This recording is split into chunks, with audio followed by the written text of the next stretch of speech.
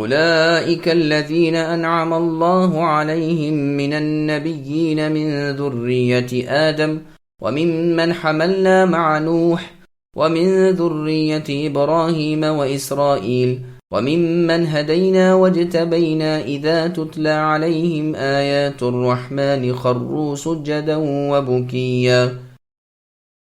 یہی ہیں وہ انبیاء جن پر اللہ تعالیٰ نے فضل و کرم کیا، جو اولاد آدم میں سے ہیں اور ان لوگوں کی نسل سے ہیں جنہیں ہم نے نوح علیہ السلام کے ساتھ کشتی میں چڑھا لیا تھا، اور اولاد ابراہیم و یعقوب علیہ السلام سے، اور ہماری طرف سے راہ یافتہ اور ہمارے پسندیدہ لوگوں میں سے۔ ان کے سامنے جب رب رحمان کی آیتوں کی تلاوت کی جاتی تھی، یہ سجدہ کرتے اور روتے گڑ گڑاتے گر پڑتے تھے۔ سامعین، اب اس آیت کی تفسیر سماعت کیجیے۔ انبیاء علیہ السلام پر اللہ تعالیٰ کے فضل کا تذکرہ۔ فرمان باری تعالیٰ ہے کہ یہ ہے جماعت انبیاء، یعنی جن کا ذکر اس صورت میں ہے، یا پہلے گزرا ہے یا بعد میں آئے گا۔ یہ لوگ اللہ تعالیٰ کے انعام یافتہ ہیں۔ پس یہاں شخصیت سے جنس کی طرف استطراد ہے۔ یہ ہیں اولاد آدم سے، یعنی ادریس علیہ السلام اور اولاد سے ان کے جو نوح علیہ السلام کے ساتھ کشتی میں سوار کر دیے گئے تھے۔ اس سے مراد ابراہیم خلیل اللہ علیہ السلام ہے، اور ذریت ابراہیم سے مراد اسحاق، یعقوب، اسماعیل علیہ السلام ہے، اور ذریت اسرائیل سے مراد موسیٰ علیہ السلام، ہارون، زکریہ، یحییٰ اور عیسیٰ ابن مریم علیہ السلام ہے۔ یہی قول ہے سدی اور ابن جریج رحمہم اللہ کا، اسی لیے ان کے نسب جدا گانا بیان فرمائے گئے۔ انبیاء علیہ السلام کی نسل گو اولاد آدم میں سب ہیں، مگر ان میں بعض وہ بھی ہیں جو ان بزرگوں کی نسل سے نہیں جو نوح علیہ السلام کے ساتھی تھے، کیونکہ ادریس علیہ السلام تو نوح علیہ السلام کے دادا تھے۔ میں یعنی ابن کثیر کہتا ہوں بظاہر یہی ٹھیک ہے کہ نوح علیہ السلام کے اوپر کے نسب میں اللہ تعالیٰ کے پیغمبر ادریس علیہ السلام ہیں۔ ہاں، بعض لوگوں کا خیال ہے کہ ادریس علیہ السلام بھی بنی اسرائیل کے نبی ہیں۔ یہ کہتے ہیں کہ معراج والی حدیث میں ادریس علیہ السلام کا بھی رسول اللہ سے یہ کہنا مروی ہے کہ مرحباً ہو نبی صالح، اور بھائی صالح کو مرحباً ہو، تو بھائی صالح کہا، نہ کہ صالح بیٹا، جیسے کہ ابراہیم اور آدم علیہ السلام نے کہا تھا۔ مروی ہے کہ ادریس علیہ السلام نوح علیہ السلام سے پہلے کے ہیں۔ آپ نے اپنی قوم سے فرمایا تھا کہ لا الہ الا اللہ کے قائل اور معتقد بن جاؤ، پھر جو چاہو کرو، لیکن انہوں نے اس کا انکار کیا۔ اللہ عز و جل نے ان سب کو ہلاک کر دیا۔ ہم نے اس آیت کو جنس انبیاء کے لیے قرار دیا ہے۔ اس کی دلیل سورہ انعام کی وہ آیتیں ہیں جن میں ابراہیم، اسحاق، یعقوب، نوح، داؤد، سلیمان، یوسف، موسیٰ، ہارون، زکریا، یحییٰ، عیسیٰ، الیاس، اسماعیل، یسع، یونس علیہم السلام وغیرہ کا ذکر اور تعریف کرنے کے بعد فرمایا اولئک الذین ھدی اللہ فبہداہ مقتدہ، یعنی سورہ انعام کی آیت نمبر 90، جس کا ترجمہ ہے یہی وہ تمام لوگ ہیں جنہیں اللہ تعالیٰ نے ہدایت دی، آپ بھی اے نبی ان کی ہدایت کی اقتداء کیجیے۔ اور سورہ مؤمن کی آیت نمبر 78 میں فرمایا، جس کا ترجمہ ہے کہ نبیوں میں سے بعض کے واقعات اے نبی ہم نے بیان کر دیے ہیں، اور بعض کے واقعات آپ تک پہنچے ہی نہیں۔ صحیح بخاری میں ہے کہ مجاہد رحمہ اللہ نے ابن عباس رضی اللہ عنہما سے سوال کیا کہ کیا سورہ صاد میں سجدہ ہے؟ آپ نے فرمایا ہاں۔ پھر اسی آیت کی تلاوت کر کے فرمایا تمہارے نبی کو ان کی اقتداء کا حکم کیا گیا ہے، اور داؤد علیہ السلام بھی مقتدی نبیوں میں سے ہیں۔ فرمان ہے کہ ان پیغمبروں کے سامنے جب کلام اللہ شریف کی آیتیں تلاوت کی جاتی تھیں تو اس کے دلائل و براہین کو سن کر خشوع و خضوع کے ساتھ اللہ تعالیٰ کا شکر و احسان مانتے ہوئے روتے گڑ گڑاتے سجدے میں گر پڑتے تھے۔ اسی لیے اس آیت پر سجدہ کرنے کا حکم علماء کا متفق علیہ مسئلہ ہے، تاکہ ان پیغمبروں کی اقتداء اور اتباع ہو جائے۔ امیر المؤمنین عمر بن الخطاب رضی اللہ عنہ نے سورہ مریم کی تلاوت کی، اور جب اس آیت پر پہنچے تو سجدہ کیا۔ پھر فرمایا سجدہ تو کیا، لیکن وہ رونا کہاں سے لائیں؟ یہ روایت ابن ابی حاتم اور تفسیر ابن جریر طبری کی ہے۔ فخلف من بعدهم خلف اضاعوا الصلاة واتبعوا الشهوات فسوف يلقون غيا إلا من تاب وآمن وعمل صالحا فأولئك يدخلون الجنة ولا يظلمون شيئا۔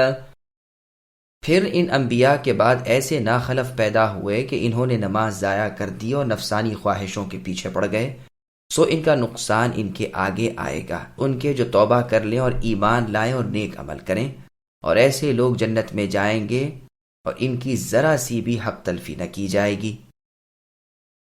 سامعین، اب ان آیتوں کی تفسیر سماعت کیجیے۔ نا اہل جانشین، نیک لوگوں کا خصوصاً انبیاء علیہم السلام کا ذکر کیا جو اللہ کی حدوں کے محافظ، نیک اعمال کے نمونے، بدیوں سے بچتے تھے۔ اب برے لوگوں کا ذکر ہو رہا ہے کہ ان کے بعد کے زمانے والے ایسے ہوئے کہ وہ نمازوں تک سے بے پرواہ بن گئے، اور جب نماز جیسے فریضے کی اہمیت کو بھلا بیٹھے تو ظاہر ہے کہ اور واجبات کی وہ کیا پرواہ کریں گے، کیونکہ نماز تو دین کی بنیاد ہے اور تمام اعمال سے افضل و بہتر ہے۔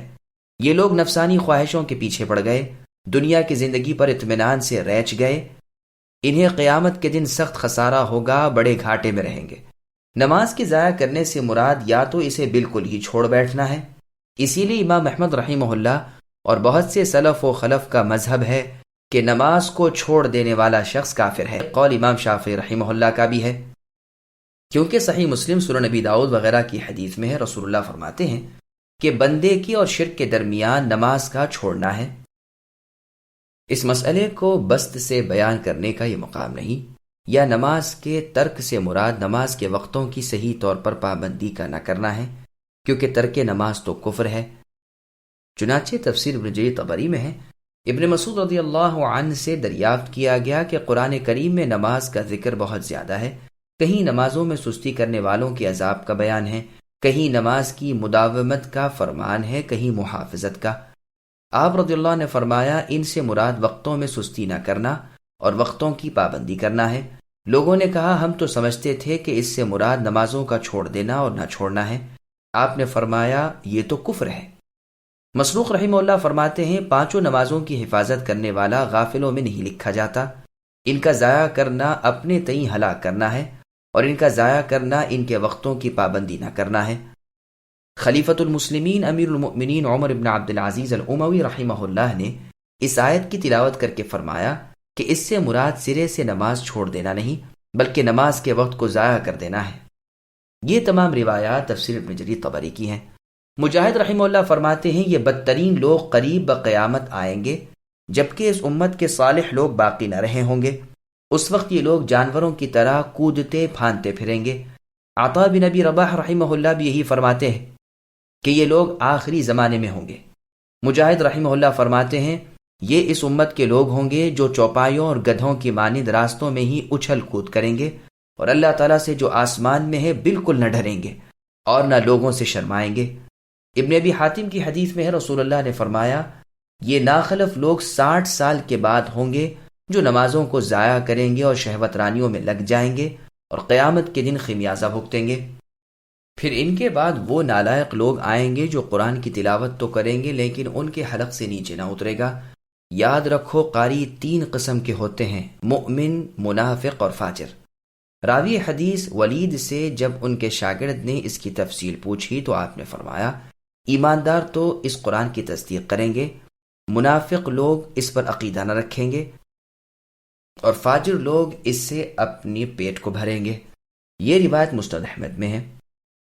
کعب بن احبار رحمہ اللہ فرماتے ہیں اللہ تعالیٰ کی قسم میں منافقوں کے وصف قرآن کریم میں پاتا ہوں۔ یہ نشے پینے والے، نمازیں چھوڑنے والے، شطرنج، چوسر وغیرہ کھیلنے والے، عشاء کی نمازوں کے وقت سو جانے والے، کھانے پینے میں مبالغہ اور تکلف کر کے پیٹو بن کر کھانے والے، جماعتوں کو چھوڑنے والے۔ حسن بصری رحمہ اللہ فرماتے ہیں مسجدیں ان لوگوں سے خالی نظر آتی ہیں اور بیٹھکیں بارونق بنی ہوئی ہیں۔ ابو اشہب عطاردی فرماتے ہیں داؤد علیہ السلام پر وحی آئی کہ اپنے ساتھیوں کو ہوشیار کر دیجئے کہ وہ اپنی نفسانی خواہشوں سے باز رہیں جن کے دل خواہشوں کے پھیر میں رہتے ہیں۔ میں ان کی عقلوں پر پردے ڈال دیتا ہوں۔ جب کوئی بندہ شہوت میں اندھا ہو جاتا ہے تو سب سے ہلکی سزا میں اسے یہ دیتا ہوں کہ اپنی اطاعت سے اسے محروم کر دیتا ہوں۔ مسند احمد میں ہے رسول اللہ صلی اللہ علیہ وسلم نے فرمایا مجھے اپنی امت پر 2 چیزوں کا بہت ہی خوف ہے، ایک تو یہ کہ لوگ جھوٹ کے اور بناؤ کے اور شہوت کے پیچھے پڑ جائیں گے اور نمازوں کو چھوڑ بیٹھیں گے، دوسرے یہ کہ منافق لوگ دنیا کے دکھاوے کو قرآن کے عامل بن کر سچے مؤمنوں سے لڑے جھگڑیں گے۔ غین کے معنی خسران اور نقصان اور برائی کے ہیں۔ ابن مسعود رضی اللہ عنہ سے مروی ہے کہ غیون جہنم کی ایک وادی کا نام ہے جو بہت گہری ہے اور نہایت سخت عذابوں والی ہے، اس میں خون پیپ بھرا ہوا ہے۔